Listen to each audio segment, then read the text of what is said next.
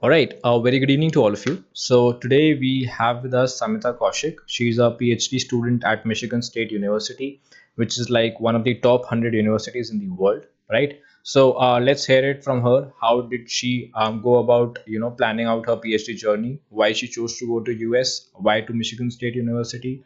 And how can you basically apply and go over there to the US, not just the Michigan State University, but any other college or university which is offering PhD positions, right? And she has also highlighted some very important aspects related to how can you build up your profile, how can you build up your CV in order to be eligible, to get a position in US. And also, I would also be making such videos regularly, like with professionals through my networks in the field of academics and industries, so that they can guide you better as to how you can build your CV or what are the important skills that you can develop in order to bag a position in the academics or the industry, right? So let's begin. Hi Samita, how are you? Good. How are you doing? I am good. Right now you're in US, right? Mm-hmm. In Right. Michigan, East Lansing. Okay, and you are currently in which university? You're doing? Yeah, I started my PhD at Michigan State University. Okay. I came here last year, last August, All right. so not a full year yet, but Okay. yeah. Okay. So can you tell us a bit about yourself, your background, so that our viewers can know about you, and then we can start off with how you can prepare and stuff like that. Mhm. So I am from Assam, Guwahati. I did my bachelor's, my high school, everything there. Okay. And then I got into my master's program in Delhi University. All right. I graduated from Delhi University 2019, and that's when I applied to the US in the same year, and then I got in 2019 here. All right. So you didn't take a gap year basically. Generally, I've seen students take a gap year after a master's, something like that. Yeah, no, I didn't take a gap year. Initially, I was planning to do it, but then I took the simple. I don't ask people to do that often, but like I took an impulsive decision, and I thought that I should just apply and see whatever happens. Okay. Yeah. So, when did you decide actually that you want to do a PhD abroad? Or actually, when did you decide that you want to do a PhD first of all? Um, I wasn't really sure that I would want to do a PhD or not, but I really loved chemistry once I got into my bachelor's.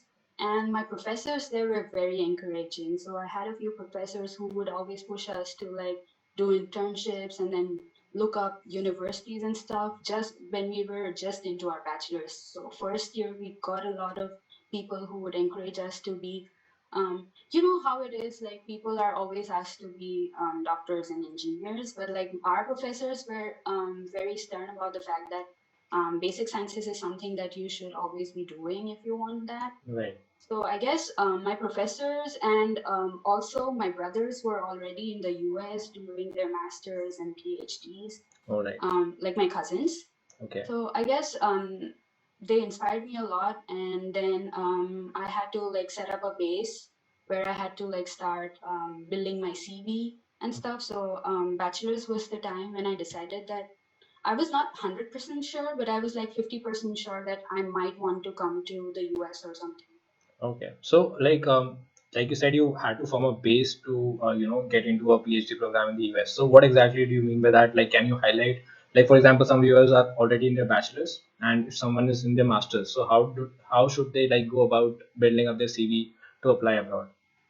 Okay, so by base, I mean that you'll have to have a research background because I can only speak about the US admissions, and I have seen that they always look for something that you have done besides your coursework, right? Okay. So research was my main focus. So I applied to a lot of schools in India during my summers for my internships. Okay. For example, I started off my first internship at IIT Guwahati, mostly because I lived there, so it was easier for me to commute and stuff. Sorry for So interrupting you, but like there's something very important over here. Like everybody like knows about this fact that they want to do research, but like you told me that like yeah, you applied for internships, and you beforehand we also talked about, and you told me that you had certain fellowships as well with you during your internships. So like, could you just highlight about those things, that how they have to apply, how they have to approach a professor, and what kind of fellowships are available for them to apply for internships? Yeah, that's a very good question. So, I think the initially you won't get a fellowship if you have never like done any other internship.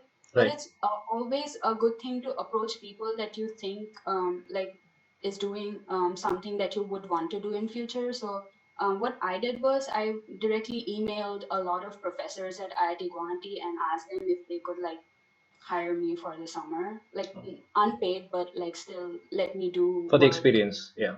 yeah, for the experience. And I have throughout my experiences in India, I've noticed that most of the professors are very good at it. Like if you don't need money, they'll always be like okay with you working in their labs. They always encourage young people to like work, right? Okay, So okay. I mean, I have had to email a lot of them, and I got replies from a few. But that is one thing that I have noticed that you'll have to like send in a lot of emails to a lot of professors So before you how get many of the one. emails got like went unreplied, and how many did you get a reply for? If you like want to say. I think I mostly got so I the first internship was only in IT Guwahati, right? And I got all like I think except one or two, mostly they replied with negative like responses. Like they were like we don't accommodate during summer Interns. stuff. Yeah, okay. Yeah. Okay. Yeah, but like I was happy that one of them said yes to me, and then I directly went there to talk to them Right. So that was your first fellowship, your first research experience, right? So about it. yeah, you can see, guys, that you have to apply and approach a lot of professors, and then maybe one of them gives you a favorable reply, right? And what exactly, like, do you feel that recommendation is also important, like your guide or your if someone is recommending you, that is important? Oh yeah, that is very important. Recommendations are like one of the most important part of your application. Okay. So it's always good to build a rapport with your PIs and whoever you are working with during your initial time. I think more than the work, like building a good character in front of them is important because that is what they will talk about, right? Okay, right, right, got it. So now the next thing is that once you got the first like internship or like first internship is always unpaid. So what is the second and the third one? Were they paid, and like what are the fellowships you applied for? Okay. So for the second one, what I did was I thought that so initially I had a plan to like do my master's abroad. So I was like I was running out of time, and I thought that if I could work more in less time, it would be easier for me. So what I did was the next thing I did was I approached a professor in my university that I was studying in. Okay, I'm from Cotton College, by the way. okay, That's in Guwahati. right, So what I did was I just asked him if I could work with him, like after school and stuff, so that I get an idea of what is going on in research and stuff. And he was very helpful. And I'm pretty sure, like, if you have a professor who teaches you every day, they'll obviously know you better, and then I'm pretty sure they'll help you out with that. So okay, I worked with him for a year. That's when I had a paper, okay. You got a which research was very article, helpful. right? Nice. Yeah, Okay, yeah, a research article. That's I personally think that the paper helped me a lot, but I can also guarantee that a paper is not something they will look for because right. you're just graduate student, right? So Yeah, but the research experience is important, right? it Right. is. I think it is. Right. Yeah. So can you highlight a bit of the like how what are the fellowships available, whatever you know, for interns or summer Yeah, research yeah. fellowships? So, in the end of my second year, I applied for the Indian Academy of Sciences Fellowship. It's a summer fellowship. I'm pretty sure. I think it's an organization that has professors from ISC and a few IITs. Okay. The selection procedure is based off of your undergrad. I think research, not much of research, mostly your scores and stuff and your motivation. They ask for an SOP. Okay. So what exactly Yeah. do you have to like write in the SOP? Like what have you written in the SOP? So SOP is basically what your research interest is and why do you want to work on that field. Okay. Um, an advantage for me was that I already had some work, so some work experience, and I talked about whatever I did and whatever I wanted to do on it All later. right. Okay. Great. So Indian Academy of Sciences is one like avenue for the fellowship. Any other ones that you are aware of that you had not applied, but you know, yes, this exists. Um, There is this institute. I don't remember its name.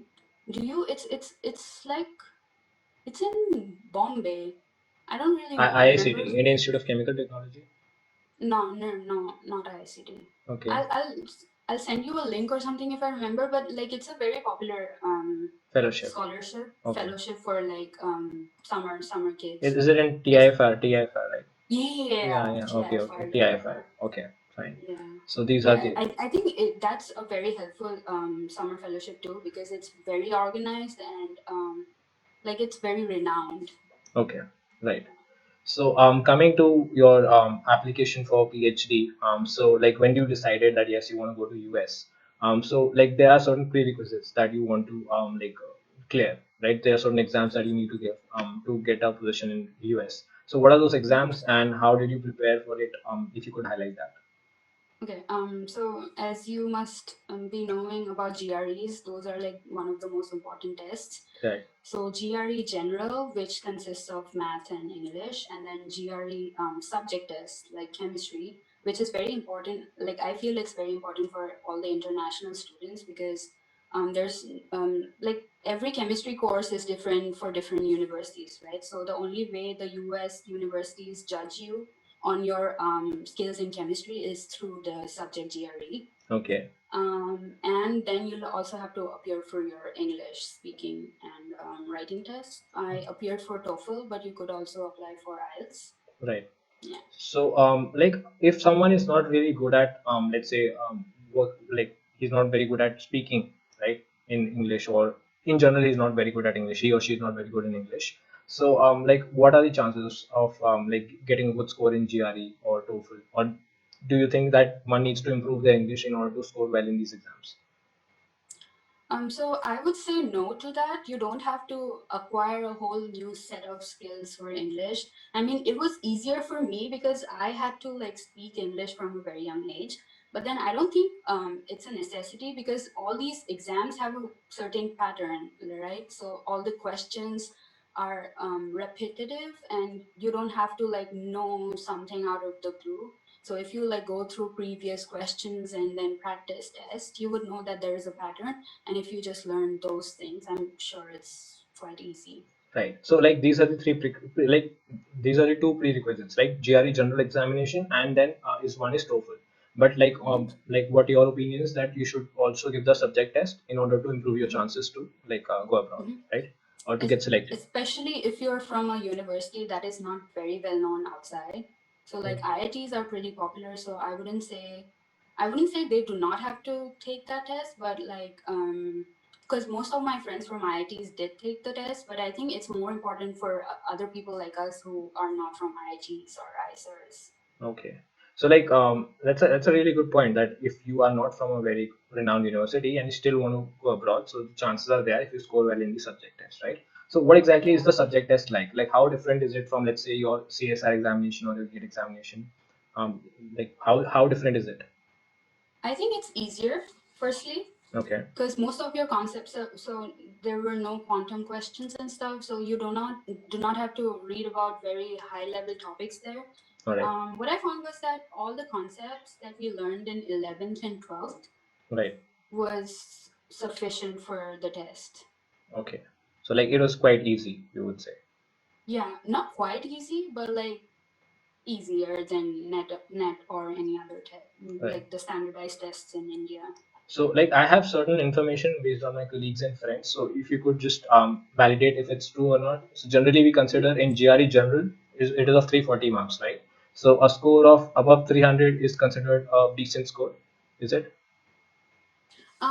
I don't know, with the level of competition right now, if you score like anything above 310, it's easier for you to have a better list of universities, because like 300, I have known people who have scored 300 but they did not get into the universities they wanted to. I mean, Okay. there's always, so if you score a 300 doesn't mean that you wouldn't get in. All I'm saying is that if you want the university of your choice, it's always easier to score something above 310, I Okay. would say. Right. And in TOEFL, score above 100 on 120 is considered decent, right? Yeah, 100, 110 is fine. Right. So above 300 in GRE, above 310 in GRE, and above 100 in TOEFL is good enough, right? And what about the subject test? So subject test, you cannot say anything about it because it's like a percentile score. So it always depends on the number of students who are taking the exam and whatever they have scored. Right. It's normally suggested that international students score something above 85 percentile Okay. to have a good hold of their application. So it's like overall, it is like overall is the percentile 85 all over the world, or it's just in India the percentile should be above 85? How is it like? Not just India. I'm just talking about international students because the people from the US who apply for schools, I don't think subject GRE matters to them No, at all. what I meant was like, is this test common throughout the world, outside Oh, yeah, US? yeah, yeah. I'm sorry. Yes. It's a Okay. common test. Okay. So overall, your percentile should be greater than 85. So basically, you're competing with the rest of the international students who are applying for that Yes, particular position. exactly. Oh, that's nice. Okay. So if you don't mind, can you like tell me your scores or tell the viewers your scores? Yeah. So I scored 312 in GRE general. I Okay. scored 80 percentile in the subject thing, and in TOEFL I scored 115. All right. Okay. That's nice. So how much how much do these exams cost? If you could highlight that as well, because that is Yeah. also an important aspect. Yeah, money is an important factor. I think when I applied, so it'll be different now because the values are different now. But when I applied, it was 15,000 for the GREs Right. and about 11,000 for the TOEFL test. Okay. Right. And the subject test. So both the It GREs. was also about 15. Yeah. 15,000. Okay. So one important aspect which is being asked a lot is that how do you prepare simultaneously for, like, sometimes, like, this is the same question: how do you simultaneously prepare for CSR examination and your master's examinations? So the same thing. How do you prepare for masters and GRE? Like, how did you prepare? And most importantly, did you take any coaching or anything, any study material that you like referred to while preparing for GRE? Okay. So see, I had a very different scenario because so like you mentioned, most of my friends had a drop year to like prepare for all these tests and stuff. Right. But I one fine morning I decided that I do not want a year just sitting at home and stuff. So I was very determined that I would do everything I can to get in the same year so that I do not lose a year. I mean, Okay. people have different mindsets, and it is totally okay for you to like sit back and relax and then appear for it. I think personally, I have seen that if you sit back a year and then do some research at labs and then strengthen your CV, it's also a very good thing. But Okay. since my thought was like, since I already started working from my first year of bachelor's, I thought like I said, I had an internship at IIT Guwahati, and then through the IAS, I got an internship in ISCS Kolkata, and then I worked with my professor to have a paper, and then I worked at IISc for a short while. I also, when I was doing my bachelor's in Guwahati, I had an internship at Delhi University as well for the summer. Okay. So I felt like I had enough research background, so I did not need a year off to just work on something. So I decided to just appear for the test. Right. One good thing that I learned from the internet was to book. So if you have decided that you want to appear for your GREs, so before preparing for it, I think the best thing would be to like book your like register for your exams. That way you have like a clear cut mindset that oh, in like 2 months or like in 3 months I have an exam, so I have to study for it, and Right. that way you do not delay your studies. Okay. Yeah, that is that. And how do I don't think I'm the best person to tell you how I like how to manage everything, because like it was a stressful, I did everything in a month, so it was very stressful for me because like I had to appear for my third semester Delhi University exams, which were stressful for me personally. Okay. But I don't think you require a whole lot of time to prepare for GRE. Like if you think you want to do it now and then in 3 months you're appearing for it, it's a pretty good time to like just sit back and read your stuff for 2 hours daily, I guess. Okay. I mean, it's all up to the person, but yeah. So did you take any coaching for GRE or you prepare by No, yourself? no. I personally think you do not require coaching for GREs because there are so many materials online, and then there are a lot of YouTube channels where they teach you how to like preparing for it and developing tricks and stuff. There's so many Facebook pages that help you out throughout the process. I don't think you require any coaching. Right. So like can you tell the viewers some good resources that you like really like and you would like to refer them to the viewers? Yeah, so for English GRE, I referred to this website called Magoosh. I Right, don't know yeah. if you've It's heard a of very it. popular one. Yeah, yeah. Yeah, they have very good study materials. Right, And there was this thing called Barrows. Barrows has a list of like 3,000 words or so. So for English, you have to like memorize a lot of words and their meanings. right, So I would recommend Barrows list of 3,000 words for the reading purposes.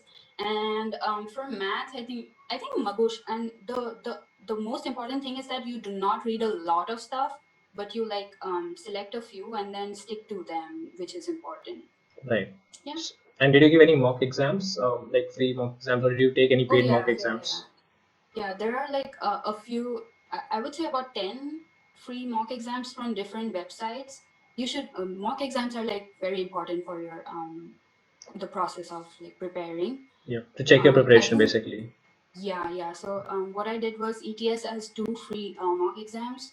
So what I did was before I started preparing for GRE, I gave one of those mock tests to see where I am at, and then at the end of my preparation, I gave the second one to see where I reached. Kind of. You Right. get what I'm trying to say? Yeah, yeah. So, like, okay, so this is about the preparation part. Now, like you said that you had a like a whole lot of research experience because you started early. But someone who, let's say, decided in second year of masters or even first year of masters that yes, they want to do a PhD, and they want some research experience. So, would you recommend them staying back in India for let's say a couple of years or 1 year, get some research experience through a project, and then apply abroad to like improve their chances? See, so it again, it all depends on which universities you're applying to. But I would always suggest people to like wait it out and then apply to better universities, right? Because if you're stuck at the same level, then you might as well just be in India, right? So I always had this thing in mind that where you had to like apply to only the good universities so that you have a better experience. And honestly, I love it here right now, so I would recommend everyone to be here. So if you do not have any research experience, I would still say, mm, I mean, at least wait it out 6 months and then work in a lab to see. I mean, like PhD is a whole different experience, right? And it's so different. I mean, you would know that pretty much. Yeah. It's so different from your masters and stuff. So you would also want to like have an idea of what is it being like inside a lab and then working and then the dynamics of a lab to see if you would be able to do good in PhD, right? Right. Yeah. So So it's I yeah. think research is important. Right. Yeah, it actually gives you an idea also whether you're meant to be there or like whether you actually like it or not. Exactly. Because theoretically it's very different and practically Yeah. things are very different. So what made you like apply abroad? Like why do you think it's like you say you're enjoying it a lot and you would recommend everyone to come here and work? So why is that? Like why not in India? Why do you think that or why you chose actually to come to US to do your PhD and why not you stayed back in India and did your PhD? Yeah, that's a good question. So initially, I always had this want to like. So when I was in bachelor's, I always wanted to be somewhere else for my master's. It's just Okay. a personal choice. And Okay. when I was in master's in Delhi, I wanted to be somewhere else. Like I said, I had a few cousins here in the U.S. They were also very encouraging, and they said that everybody should experience like studying at different countries to see what the difference is and to like experience the whole education system elsewhere too. So like I what is the big difference that you can like you have made out till now in the first year um between India and s- US, of course? yeah, so I can't really compare the PhD here because like I have never had any experience as a PhD student in India, and I'm pretty sure it's very good. Like my friends back there who are also PhD grad students in India are Let me tell you, enjoying it it's as not well. that great. Anyway, yeah, I don't know. I mean, it's a personal opinion again, yeah, but what I like about here is that So for my first year in PhD, I had to undergo a lot of coursework, right? Yeah. I saw a lot of difference in the coursework and how you approach it. So, for example, when I was in Delhi, in Delhi University, I think it had one of the best spectroscopy courses there. I loved it there, and when I came here, I had to take another spectroscopy class, and I saw a stark difference between the way you're taught. Okay. For example, like in Delhi, I had a lot of experience in learning all the like learning all the theories and then gaining my knowledge on the machines, but then not exactly like having a practical experience of that. And I Right. don't blame my university for that. I mean, there are so many people and so less equipments. I don't think you can anyway like work on equipments at that point of time.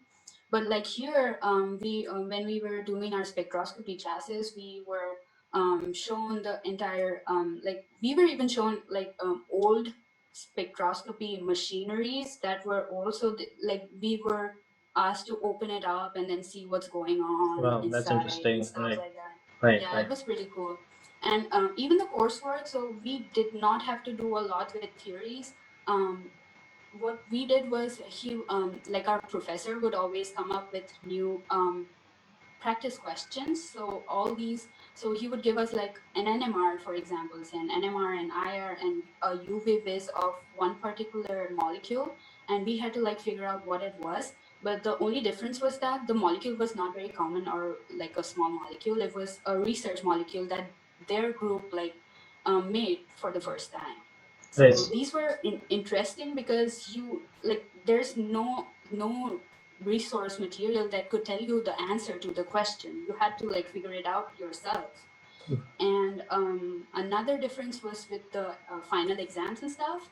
All the midterms and final exams were untimed, so it started at 9 o'clock in the morning, and you could stay there forever until you were done. So my final was super hard, and I came out of the exam hall at 8 p.m. Right. So from 9 a.m. till 8 p.m. But I also know a few friends who were there till midnight. So the time did not matter. As long as you had answers to your questions, I think they were fine with it. And most of the exams are like that here. Okay. Nice. Right. So, right, that's good. And what are you currently working on? Like, what is your research field, currently? Okay. The thing here is that for your first semester, you do not get to choose or pick your group, but you what they do is oh yeah, this is an interesting thing here too. So there are two different kinds of things that happen in the first semester for PhD grad students. The first thing is lab rotations. At some universities, you could just go to each and every lab and then see what is going on. So like for a week or so in each lab, you could experience whatever they're doing. In my university, I did not have that option, but we had this series of lectures by all the professors where they would demonstrate what they're doing, and then so like nothing was fixed. I think it's the other way around in India, right, where you had to like choose a PI and then go into his Yeah. lab. Yeah. Right. Yeah, but it's like different here because you get to like see talk to people and then see their research. So I always had like I have had friends who always chose one before they came in, but then they switched their PIs in the end. I Okay. mean, it didn't happen to me because I was lucky enough that whoever I chose was super good and I loved his work. Okay. But then you always have this option to change PIs before you actually get into research. Right. So in the first semester, that is all we did. We talked to people, we looked at their work and stuff. And in the second semester, I was like allotted my PI. What my project is right now, so like right now, I'm not doing anything in the lab because it's shut down, right? Right. But I work on zombie cells. So you know about solar cells, right? Yeah. And what zombie cells are is that it's just a solar cell, but it's like normal solar cells are made out of liquid electrolytes, where which is responsible for the charge transport to happen, right? Okay. So there was this group 3 years back, I think in 2015, yeah. They had these batches of solar cells with their liquid electrolytes, and the only problem with solar liquid cells is that once they dry out, you do not have any use of the solar cells, so you just have to throw it out. Right. What they were doing was that they were carrying out a lot of reactions and then measuring data for their solar cells. And once the liquid dried out, they just kept it away. But accidentally, one day, one of the students right there were measuring another experiment on those dead solar cells, but they found out that it was still working, which was very surprising because without a liquid, you cannot have transport. So my PI thought that that was a very interesting thing. It was somewhat groundbreaking in this field of solar cells, Okay. but not a lot of not a lot of papers have been out yet about it. So nobody knows what is actually going on in these cells, and that's why they are called zombie cells because they were dead and then They they came came back to back to life. life. Yeah. Yeah. Okay. So my work would be to work on them. Yeah. Right.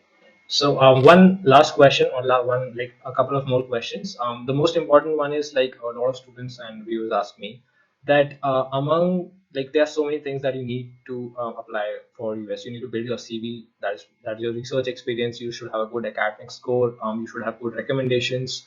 You should have a good GRE score. So these are so many things that are basically combined. You should have a good statement of purpose, right? Where you are writing that down. So Mm-hmm. among all these things, what thing do you think, or what couple of things, or what like whatever it is, that what do you think is the of utmost importance among all of them, according to you, for an application? Um, So I would say there's not just one thing that is important, but a collection of all these things.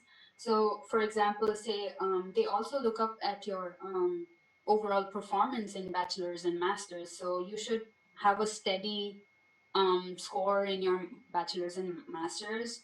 Recommendations are important, but they're not the end of the world because, like, I have friends whose recommenders are not very well known, but so it's what they write than more like what they are.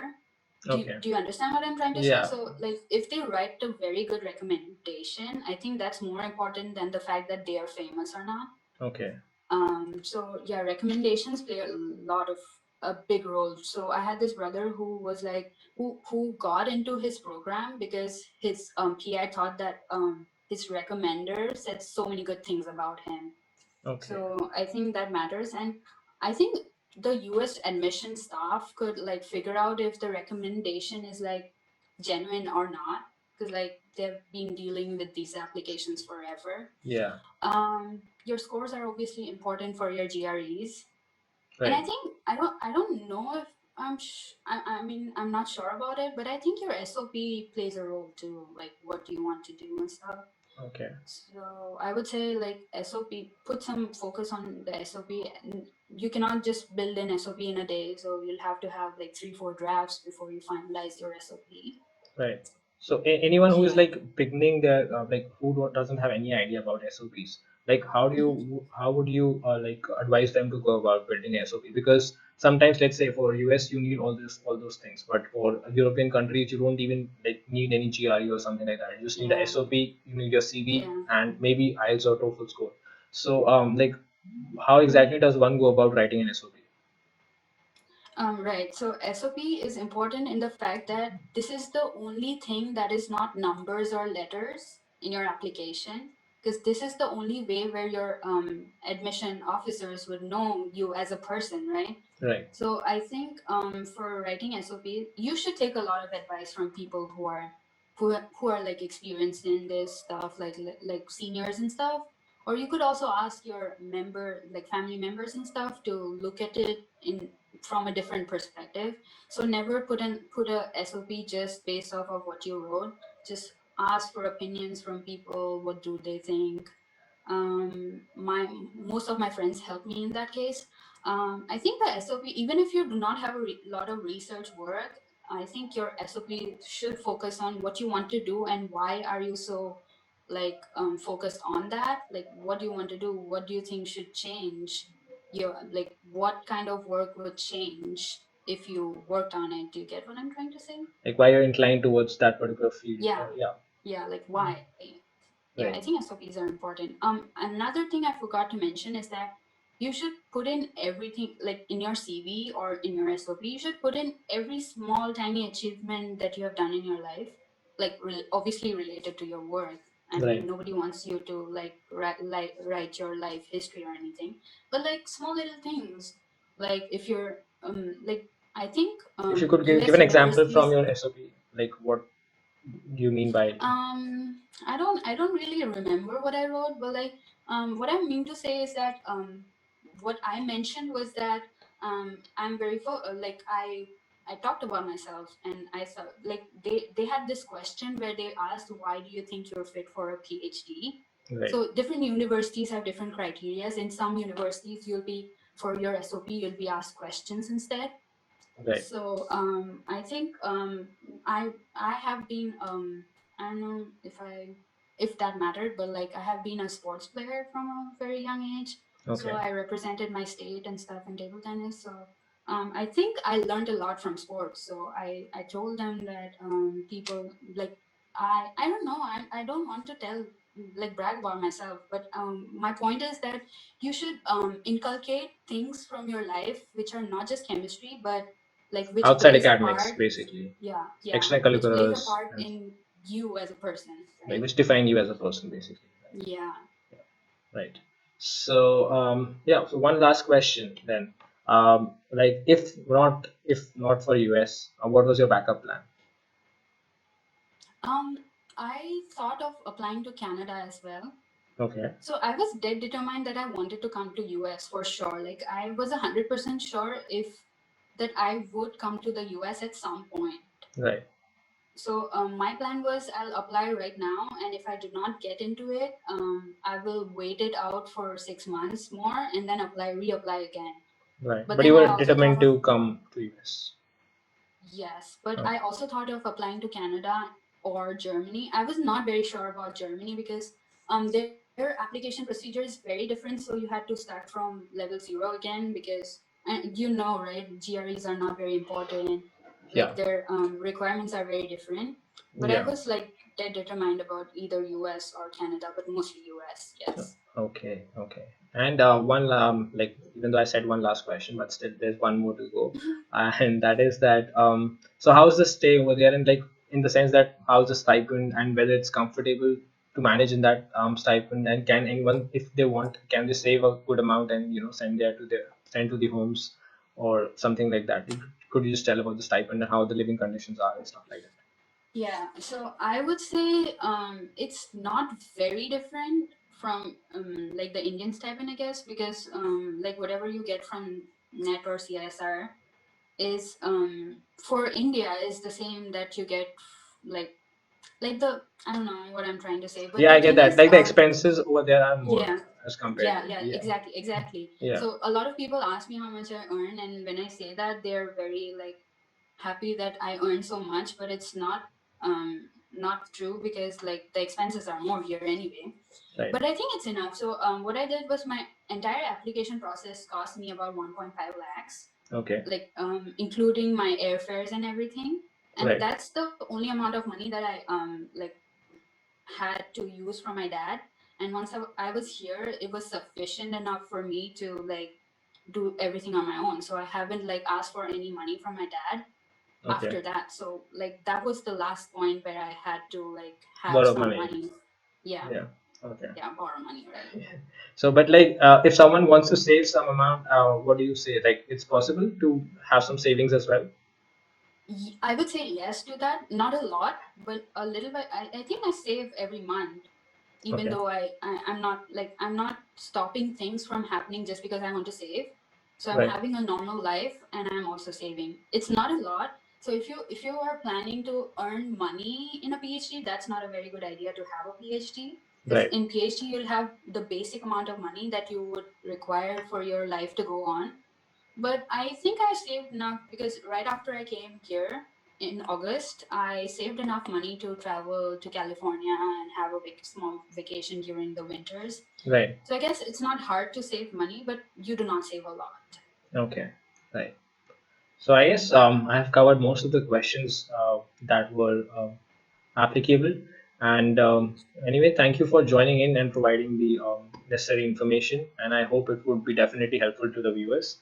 And in case, I think if somebody has any other questions, I think they could contact you through email or something like that. Yeah. Is it okay if I send you the email or something? Yeah. So what I'll do is I'll add the I'll add the email in the description box. So if any one of you has any kind of queries or something, you can definitely contact her through the email ID, right? So thank you Yeah, so for much. sure. I'm always happy to answer questions. I've helped a lot of my juniors, and I'm always ready up for answers for that. That's great. That's great. So you know where to approach with your queries because I am not the one who's gone abroad. She is one, so she can help you out like much better, right? So thank you so much. Thank you so much for taking out time for this small interview, and really grateful. Thank you. Yeah, thanks to you too. Right. Thank you.